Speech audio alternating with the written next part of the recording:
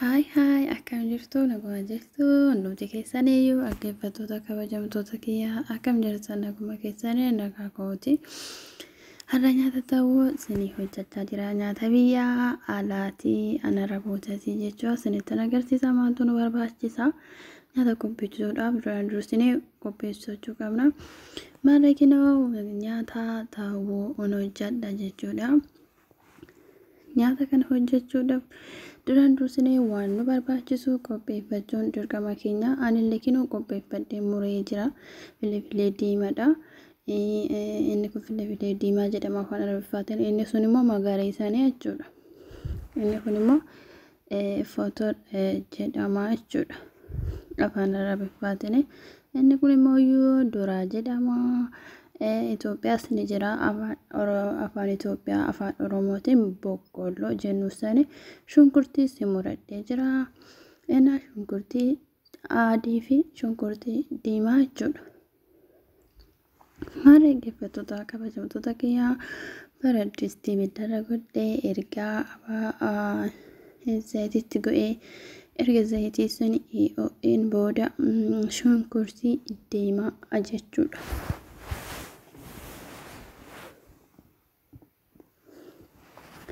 Shunkurtii diimaa xiqqoo bilchaateen booda shunkurtii adii kinoo itti go'ee jira jechuudha. Dhaggeeffattoota kabajamtoota koo like, share, comment gochuu hin irraanfatinaa. Erga inni shunkurtii adii fi shunkurtii diimaan bakka tokkotti bilchaateen booda duraan dursii footoo kan jedhamu itti go'aa jechuudha afaan Arabiffaatiin. Inni kun footoo jedhama jechuudha. Maafan isa dafeetti godha seetanii inni kun inni jabaata dafee hin bilchaatu. Innaa marra kinoo footoo itti godhee jira jechuudha. Xiqqoo erga shunkurtii wajjiniin walitti makee erga bilchaateen booda filee itti go'ee jira jechuudha. Dhaggeeffattoota koo kabajamtoota koo hunda isaatu duraa filee shunkurtii adii shunkurtii diimaa itti godhee kun erga bilchaateen booda qimamii ayinataa barbaadde itti godhuu dandeessa. Ani garuuyyuu kanan fayyadamu qimamii gurraachaa fi qimamii ayinataa torba walitti makeeti jechuudha.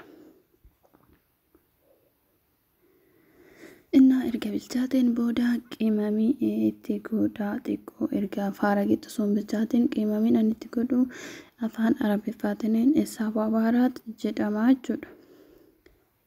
Afaan Itoophiyaatiin qimamii ayinataa torba bakka tokkotti inni bitama jechuudha. Suppermaarketii yookiin suuqii deemtanii argachuu ni dandeessan. Itoophiyaas ni jira. Inni kun immoo qimamii gurraacha jedhama afaan Itoophiyaatti. Afaan Ingiliffaatiin black pepper jedhama jechuudha. Qimamii gurraacha isa jennu sanii jechuudha Itoophiyaatti. Namarree dhaggeeffattoota koo kabajamtoota koo amma ittaasee kanatti godhuu foon afaan Arabiffaatiin ta'uu jedhama. Afaan Itoophiyaatiin immoo foon xibsii isa jennu sanii jechuudha. Nyaanni kun kan hojjetamu biyya Arabaa keessatti Itoophiyaattis akkatti itti fayyadamuu hin dandeenya siniin jedha dhaggeeffattoota kabajamtoota koo. Innaa erga xiqqoo bilchaateen bilchaachuuf jedhee jira. Ashabootitti go'eetii hundumaa itti goggo'eetii fiixee jira siniin jedha. Nyaanni ta'uu kana fakkaata. Like, share, comment gochuu hin irraanfatinaa siniin jedha dhaggeeffattoota kabajamtoota koo. Innaa nyaanni ta'uu kana fakkaata. Baay'ee namatti tola. Baay'ee das nama jedha. Like, share, comment gochuu hin irraanfatinaa siniin jedha. Marree dhaggeeffattoota kabajamtoota koo nyaanni ta'uu kana fakkaata. Like, share, comment gochuu hin irraanfatinaa. Na jajjabeessadha.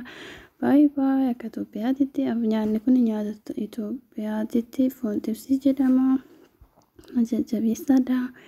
Daraan kana caalaa akkan isin kana caalaa daraan akkan irra deddeebi'ee wantoota garaagaraa isiniif dhiyeessu jechuudha. Viidiyoon irra hojjedhe kana fakkaata. Dhaggeeffattoota kabajamtoota koo waan dhaggeeffataniif guddaa galatoomaa isiniin jedha. Bye bye.